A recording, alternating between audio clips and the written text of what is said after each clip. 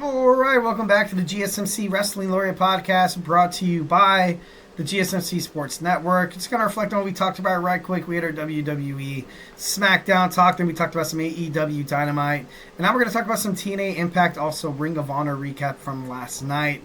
So, yeah. But before we do any of that, obviously, you guys make sure you hit up the tips and donations link and hit up that super chat so you guys can be part of the show. And basically, anything you guys put inside that chat box is going to be, it's going to be awesome. Get it off your chest. Don't be shy. It's, being shy is, being shy is so yesterday. I'm just kidding. No, moving on. So we have TNA Impact. Obviously, we are done with Turning Point. Now we are building up toward final resolution. We had Kushida defeat Leon Slater, Ace Austin, Trent Seven, and JDC. The winner gets an X Division title shot at Final Resolution. It was, it was a nice spot. It was definitely a nice spot for Kushida. He made his way back. I think it was a couple months ago. He made his way back from an injury, and he's made quite the impact. Literally, he's literally made quite the impact on TNA Impact. I'm just kidding. No, it's funny. Just kidding. So you could definitely see him in the X Division. For me, having an X Division champion like Moose, you see somebody like Kushida winning, and if it was again, if Speedball Mike Bailey was still the champion, or Mustafa Ali, or basically anybody but Moose, you would be kind of excited. But now you kind of have, I don't know, Moose is kind of like this big strapping guy who's like, dude, how is he gonna lose? How is Kushida going to, it's kind of like putting the Cruiserweight Championship on Brock Lesnar. Not the Cruiserweight Championship. That's a lie. I guess the Intercontinental. But then again, the Intercontinental Championship, if you have someone like Gunther as well, and then on NXT on the mid-card belt, you had Oba Femi for the longest time. But I don't know, it just doesn't really seem like it fits. But, obviously, congratulations to Kushida getting that victory. Next, we saw Gia Miller interview Tasha Steelz backstage ahead of her match against Jordynne Grace. Steelz vows to be victorious as she sets her sights on the Knockouts World Championship. Obviously, she wants to take out Masha Slamovich, and that'd be a nice little spot. I definitely wouldn't mind seeing that. We had a digital media and international heavyweight wrestling champion PCO teaming up with Sami Callihan, defeating the Good Hands, John Skyler and Jason Hotch. After the match, you saw mysteriously the number 23 pop up. What could that mean? Maybe.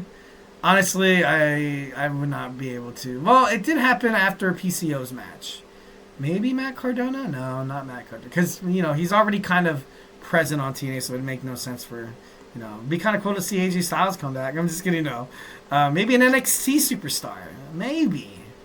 Just maybe. 23. What would 23 mean? Definitely got to do a little bit of research on that as well.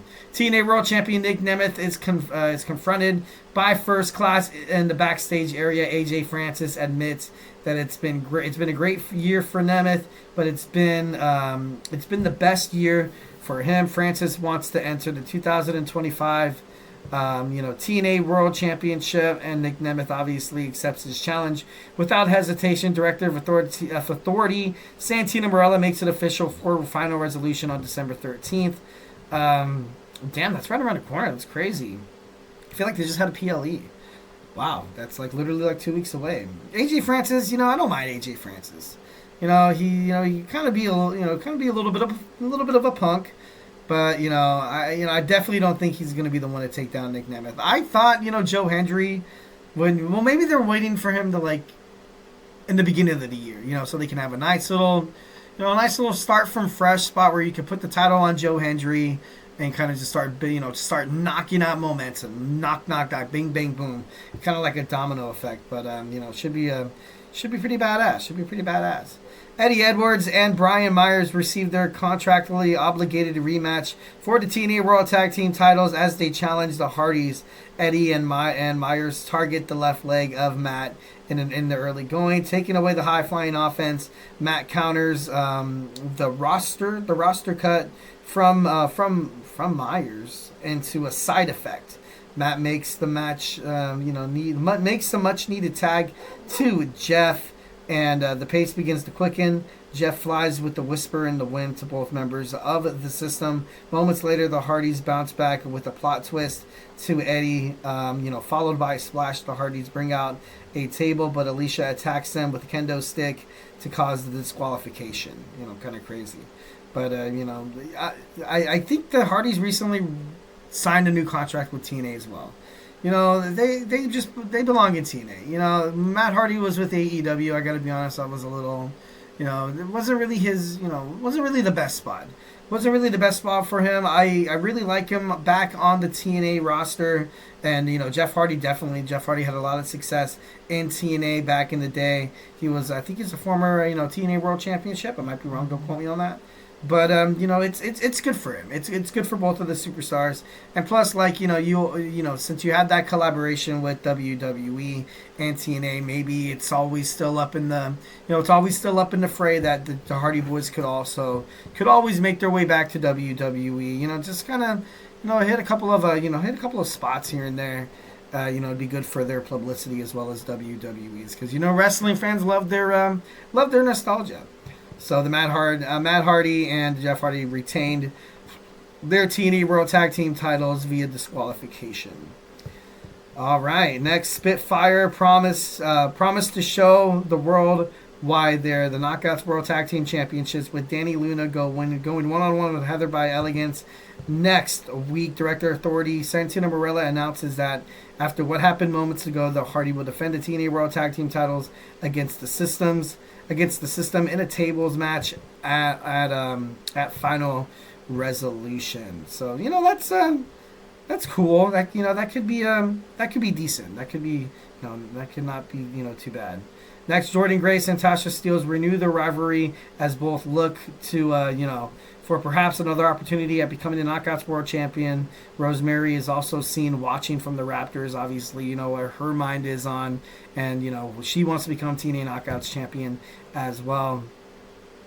Tasha Steelz getting the victory from Jordynne Grace after Jordynne Grace hits a stalling vertical suplex. Steelz, she turns the tide with a foot stomp in the corner. Grace repeatedly drives her neck first into the corner turnbuckle. Steelz hits sliced bread for a 2 count. Alicia Edwards comes out ringside with a kendo stick. Alicia gets up on the apron, allowing Steelz to capitalize on the distraction. Steelz pins Grace with her feet on the ropes for the win. Damn, that's But then again, that's good for Tasha Steelz. Right now, Jordynne Grace. I did a segment on this, I think a couple days ago, about potential wrestlers who, when their contracts are up, are probably going to wind up in WWE.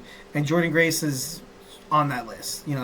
Obviously, I feel like on her way out of TNA, she's going to do her best to kind of put over these young talents like Tasha Steelz, like Queen Aminata.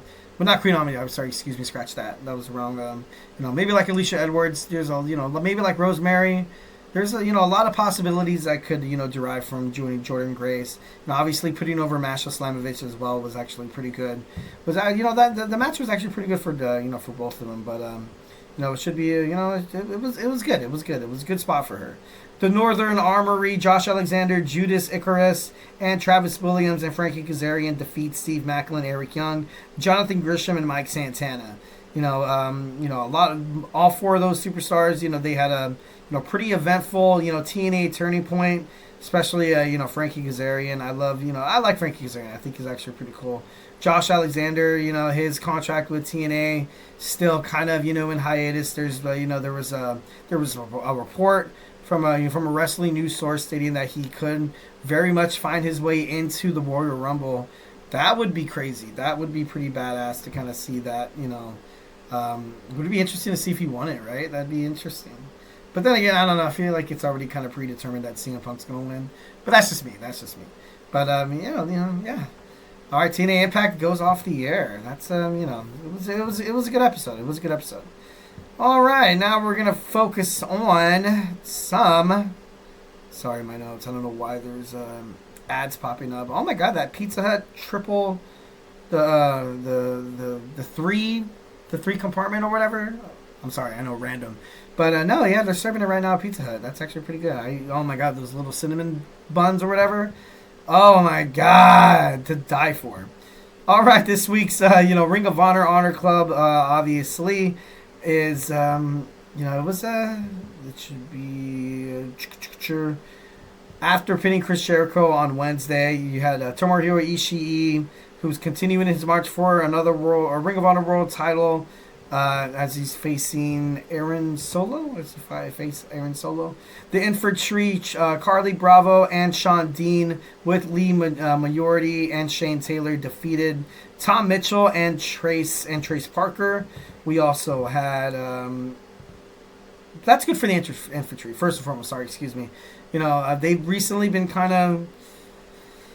they've been not really on the best spot that they could possibly be, especially how good they are. I definitely would love to see them go up against, Dustin Rhodes and Sammy Guevara for those championships, for, the Ring of Honor Tag Team Championships. That would be, pretty cool. Spanish Announce Project, we have Angelico and Serpentico defeat LSG and Sean Donovan. We also saw Sammy Guevara with Dustin Rhodes defeat Preston Vance. We saw EJ Unduka and Lee Johnson defeat the Philly Marino Experience, Marino Tenagila, and Philly Collins. It reminds me of Phil Collins. It's crazy. We also had what was that? Diamante defeating Rachel Ellinger. That's surprising. I feel like Diamante is always successful though. She's always one of the best wrestlers. Rachel, I thought she was gonna be more of a kind of uprising star, but like the Diamante's not she's not the like an easy 1, 2, 3. Layla Hirsch defeats Tina San Antonio. That's good for Layla. Tomohiro Ishii defeats Aaron Solo, building up momentum for a shot at Chris Jericho's Ring of Honor World Championship. So now, like I said, with Chris Jericho coming to Ring of Honor, from AEW, it's kind of opening up a lot of storylines for a lot of people, like the Bad Apple. Also, for not Big Cass, what's his name? Big Bill. So there's I feel like it's good for them. Nick Wayne with Kip Saban and Mother Wayne defeat Ryan Clancy, obviously building up more momentum. With the Patriarchy, we had a Ring of Honor Classic match. We had the Ring of Honor World 6-man tag team title match with the Shane Taylor Promotions going up against the Mexic Squad. We also saw AR Fox defeat Josh Woods, and it looks like Katsuyori Shibata defeats the Butcher. Katsuyori Shibata's been kind of off television for quite. Well, not really. He's been off AEW for quite some time. I haven't really seen him on an AEW episode, Dynamite episode, of course. I dabble on Collision and Rampage here and there, but mostly it's Dynamite. All right, guys. So do not go anywhere. We're gonna jump on into our fourth segment. We got some WWE NXT deadline predictions, so do not go anywhere.